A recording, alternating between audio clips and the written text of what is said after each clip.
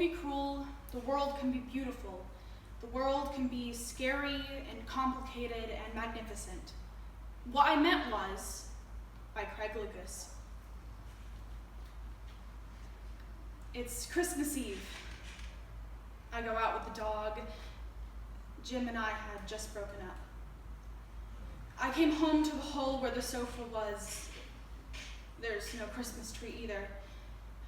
But anyway, I pull up a folding chair and heat up a piece of cold pizza. This, I think, is the low point. The walls show little ghosts of where the pictures once were. I go out.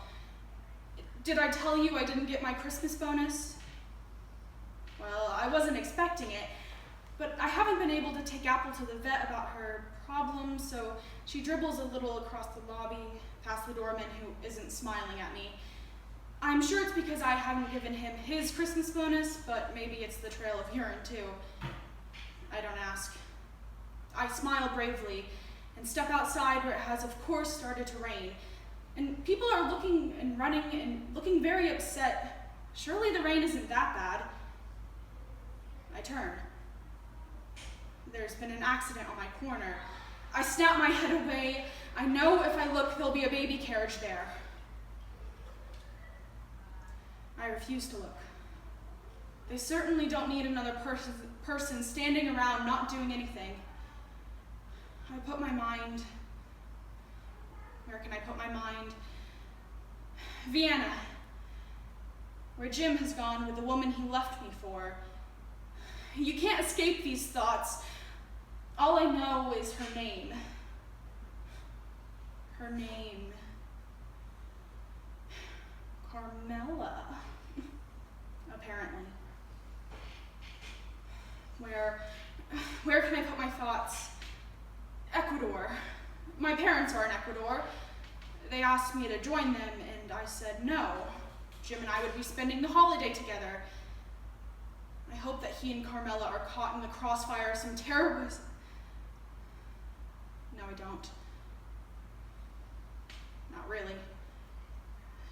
But you know, the sort of thing you see on the evening news if you have a TV or a phone. Jim stopped paying the bills months ago, as a kind of secret warning of what was to come. But I refuse, in my bones, I refuse to see myself as the victim. I've gotten myself into this mess. I allowed him to talk me into maintaining a joint bank account. Every little time, a voice in my head would say, "Watch out. He's cute, but he's not that nice." Beneath it all, beneath the charm, his chin, that first night, and then again in Barbados. Beneath it all is him. I alone took each and every step which brought me here to the street corner in the rain on Christmas Eve with my dog whose urinary infection I cannot afford to fix. And at that moment, my friends, my dog squats, and the worst thing that has ever happened to me unfolds before my very eyes. A wire, loose plug from somebody's Christmas decorations, carelessly strung in front of their little tea shop, electrocutes my dog. And she falls immediately dead on the sidewalk in a sputter of sparks.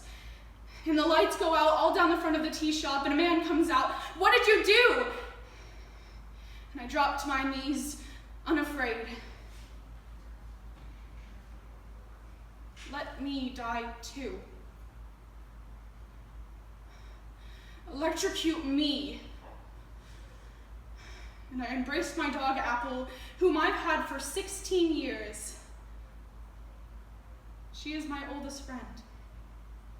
She has seen me in my darkest, most drunken days. She has been in every corner of my life. She growled at the dogs on the dog food commercials. She has been across the country and back. Apple, I am not afraid to say, is the purest, most uncomplicated expression of love I have ever known. and she has been killed by an electric current in the last 6 days of her valiant existence. The man stares at me from above. "Oh my God," he says. He can't believe it any more than I can. "Come in," he says. We carry Apple into the shop. To me, she smells good, but to some people, she doesn't. It's been too cold to bathe her. It's hard for one person to hold her into the bathtub. She doesn't like the water. What to do now with Apple? I can't cry anymore. I've cried so much in the last 2 weeks, I can't cry for her now. And I know, in some way, I see all at once that Jim was not really good enough for me, that I will meet someone else, and even if I don't, I will have an extraordinary and rich and complicated life. It is entirely up to me. I will most likely survive all the roadblocks and the detours. I only hope I go as quick as Apple when the time comes. And if I don't, I know I will face that bravely and with dignity. I know. And if, for some unforeseen but totally justified reason, I can't, I know my friends will forgive me. And if for some reason, equally valid and twisted but ultimately logical reason, they don't, or they can't, or they're all dead by then I will forgive them. The same way I forgave myself for yelling at Apple the first time she peed before I realized what was going on. And if I can't, and everything is entirely for nothing, and I can't even find my way to the end of a sentence, and you can fill in the blanks, that will be fine too.